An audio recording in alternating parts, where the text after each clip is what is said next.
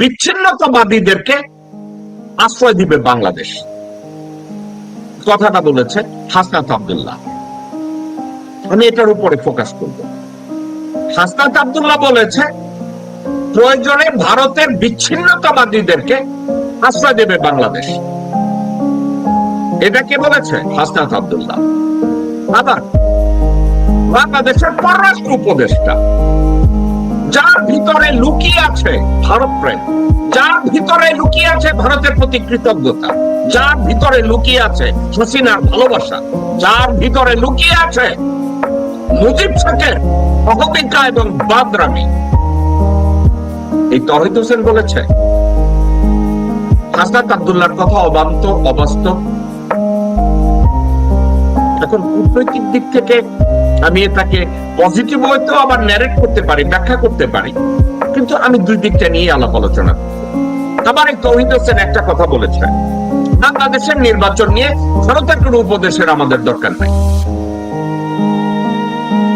এই কথাটা বলার পাশাপাশি আবার উনি ভারতকে খুশি করার জন্য, ভারতের পুটকিতে তেল দেওয়ার জন্য উনি বলে ফেলেছে বাংলাদেশের মাটি বিচ্ছিন্নতাবাদীদের, বাংলাদেশ থেকে কোন প্রকার বিচ্ছিন্নতাবাদীদের, ভারত বিরোধী বিচ্ছিন্নতাবাদীদের প্রশ্রয় দেওয়া হবে না।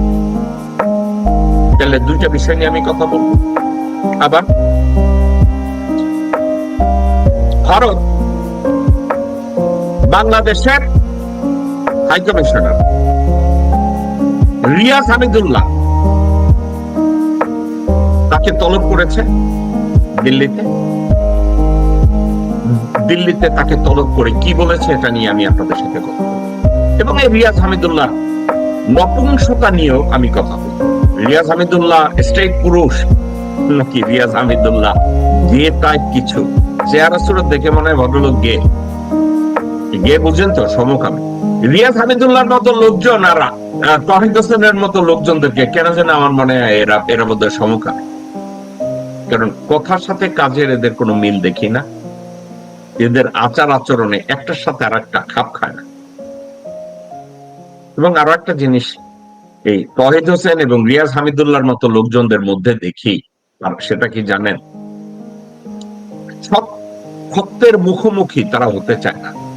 ফর এক্সাম্পল আপনাদেরকে আমি বলি, তৌহিদ হোসেন এবং রিয়াজ হামিদুল্লাহ এবং বাংলাদেশের অধিকাংশ রাজনীতিবিদরা এবং এই চুক্তিজীবী নামের বুদ্ধিজীবী নামের চুক্তিজীবীরা এরা কি করে জানেন?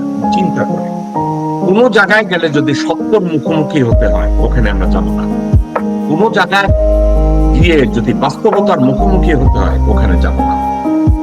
এই কাজগুলো বাংলাদেশে আপনাদের যারা সুশীল এবং চেতনাজীবী আছে না, তারা এই ভদ্রতাটা খুঁজে, আমরা অভদ্রতা। আর শেষ একটা বিষয় নিয়ে আমি আপনাদের সামনে এমনি কথা বলবো, সেটা হচ্ছে যমুনা টিভির কোন এক পতিতা ছিল না, কুলটা, সে কুলটাকে ইদানিং দেখা যাচ্ছে না। এই কুলটা কোথায়, এই কুলটা সম্পর্কে আমি আপনাদের কাছে জানতে চাই।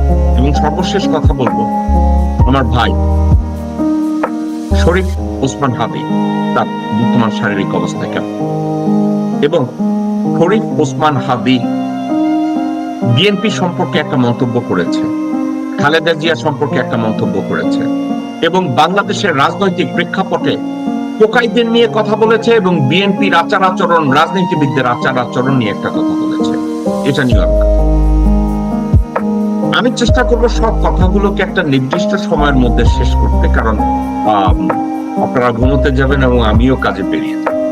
তো আসুন আমরা আলোচনাটা শুরু করি। আমি আলোচনাটা প্রথমেই শুরু করতে চাই যেটা দিয়ে, সেটা হচ্ছে যে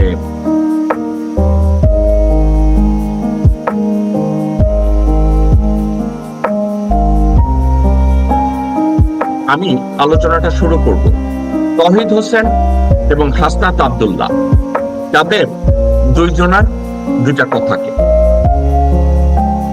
তৌহিদ হোসেন বলছে ভারতীয় কোন বিচ্ছিন্নতাবাদীদের আমরা আশ্রয় দেব না, তৌহিদ হোসেন পররাষ্ট্র উপদেষ্টা।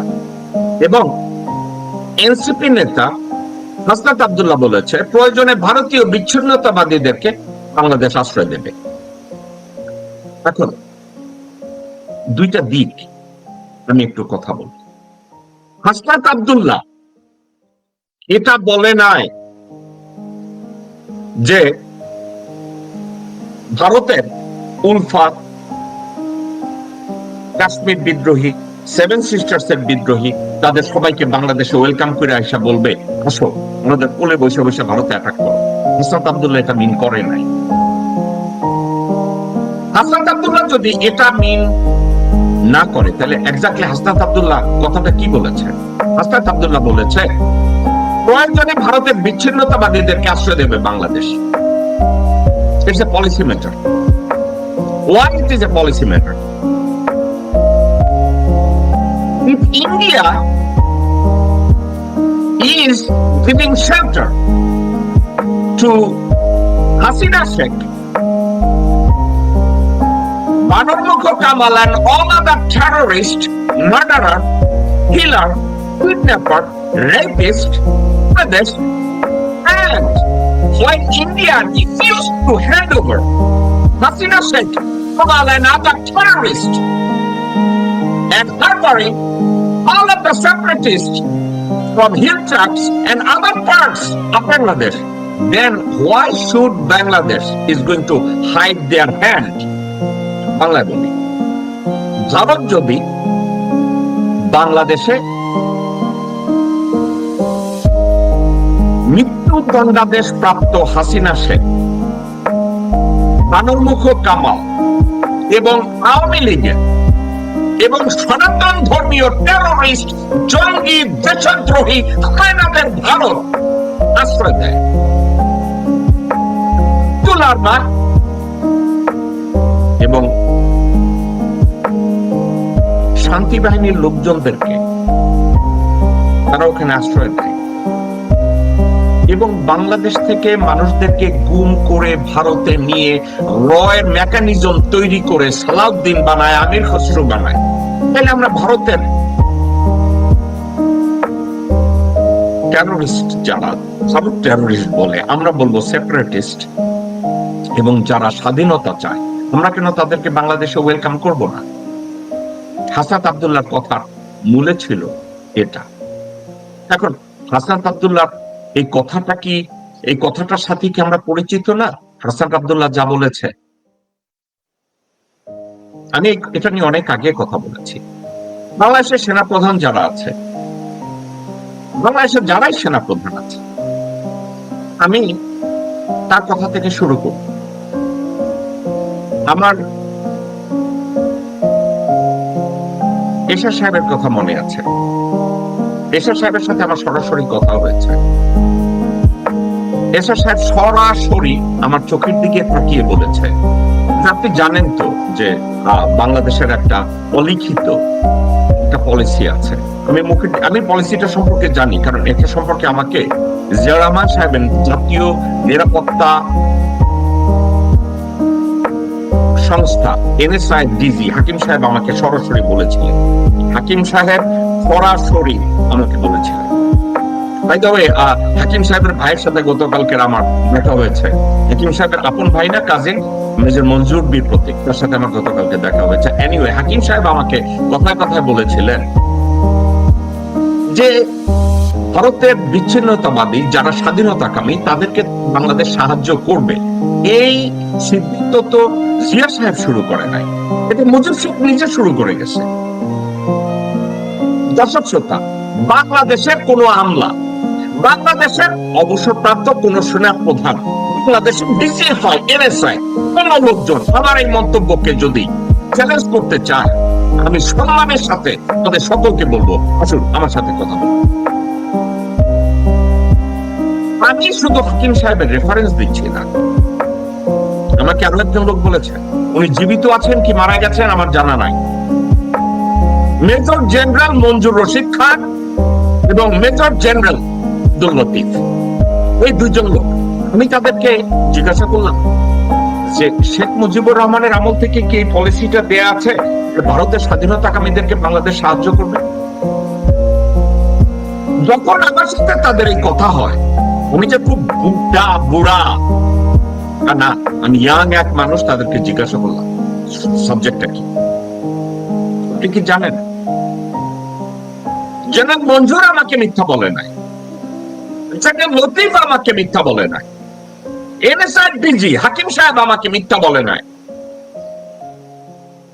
আরেকজন ভদ্রলোক আছে, আপনারা হয়তো নাম মনে আছে নতুবা চিনেন না, খুলনা AU আহমেদ, জীবিত আছে কি মারা গেছে আমি জানি না, উনি কথায় কথায় বলেছেন Sheikh Mujib adopted that policy. Mujib Sheikh এই পলিসি তৈরি করে গেছে। এখন একটা কথা বলি, আমরা অনেকে বলি মুজিব শেখ ভারতীয় দালাল, তাহলে মুজিব শেখ যদি ভারতীয় দালাল হয় তাহলে এই পলিসি নিচে কেন? মুজিব সাহেব ব্যক্তিগতভাবে একটা উদ্ভট ব্যক্তিত্ব ছিল। এই মুহূর্তে এক কথা বলতো, ঠিক 2 মিনিট পরে কথাটাকে ঘুরে দিত। সে কোন বিশ্বস্ত ব্যক্তি না, স্বার্থের জন্য ডানে যাবে, স্বার্থের জন্য বায়ে যাবে।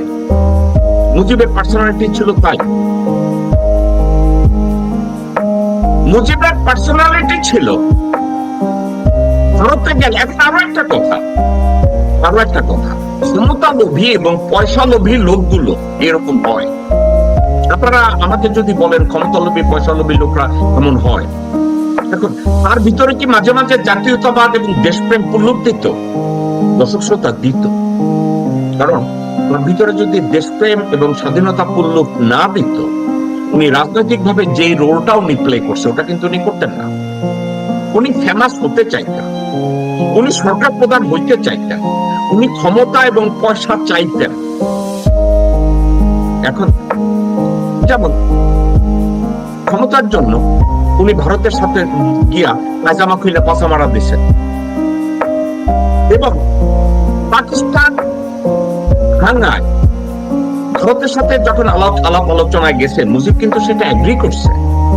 এখন আপনাদেরকে আরেকটা কথা বলি, ওই চালাকি বদমাইশি চালাকি যেটাকে বলে, মুজিব ওই আলোচনা থেকে বাইরে বলছে ধরো তো আমার বাল কইছে, এটা আমি বাল শুনবো। মুজিবের পার্সোনালিটি ছিল এইটা। তারপরে সেখানে ওখান থেকে বাইরে ওনার ওই সরওয়ার্দী আব্বাজানের নিয়ে পাকিস্তানের সাবজেক্ট নিয়ে কথা কইছে, ওইখানে যে আবার কইছে আমার তাইলে পাকিস্তানেও হাত আছে, ইন্ডিয়ায়ও হাত আছে, তাইলে পূর্ব বাংলায় আমি বোধহয় কিছু একটা করতে পারবো, আমি বড় নেতা। মুজিবের এই পার্সোনালিটি ছিল। মুজিব ইন্দিরা গান্ধীর ভয় অথবা ভারতের চাপে যেখানে যা কিছু করুক, রাত্রে ঘুমাইতে গেলে মনে মনে চিন্তা করতো পাকিস্তানিরা তো আফটার অল খারাপ না। আমি 25 মার্চের পরে পাকিস্তানে যাইয়া ঘুমাইয়া থাকার পরেও আমার বউরে তো 1500 রুপি দিছে, হাসিনারেও তো 1500 রুপি দিছে, ওয়াজেদের চাকরিটাও তো রাখছে। তাহলে মুজিব দ্বিচারিতা বুঝেন, দ্বিচারিতা টাইপ পার্সোনালিটি ছিল। এখন এইখানে এখন ওইখানে এইভাবে চলত। তখন যখন উনি টের পাইছে যে স্বাধীনতার পর পরে হিল ট্র্যাপসে ভারত বিচ্ছিন্নতাবাদ চাপায়া দিছে, মুজিবকে ঠান্ডা রাখার জন্য, মুজিবকে ব্যালেন্স রাখার জন্য। আপনারা অনেকে জানেন বাংলাদেশের, আপনারা নিজেরা যাদেরকে মানে ডিপ্লোমেসিতে খুব বোদ্ধা মনে করেন, আপনাদেরকে আমি বলি, কান খুলে শুনে রাখেন, শিক্ষিত লোকজনদেরকে বলছি, যাদের একটু লেখাপড়া আছে তাদেরকে বলছি, যারা কামলার কাজ করে ফেসবুকে যায় আমারে গালি দেয় তাদেরকে না, আমি ওই শিক্ষিত লোকগুলোকে বলছি। আপনারা জানেন যে গত 19 বছর ভারতের investment in Myanmar 3 billion, 4 billion, 7 billion করায় গেছে। আপনারা কি জানেন? ছাড়াই গেছে। আপনারা কি এটা জানেন?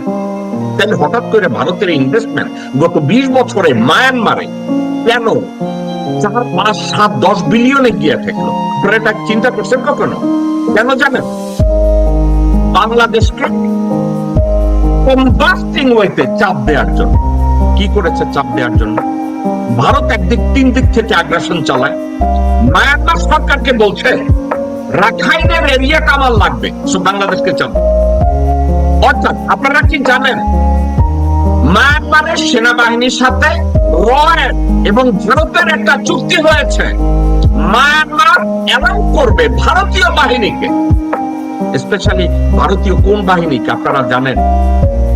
ভারতের মিজোরাম, নাগাল্যান্ড, বিভিন্ন জায়গায় যে বোচা চাইনিজের মতো দেখতে লোকজন আছে না, গুর্খা, ভারত ওই সৈন্যদের একত্র কইরা তাদেরকে মায়ানমারের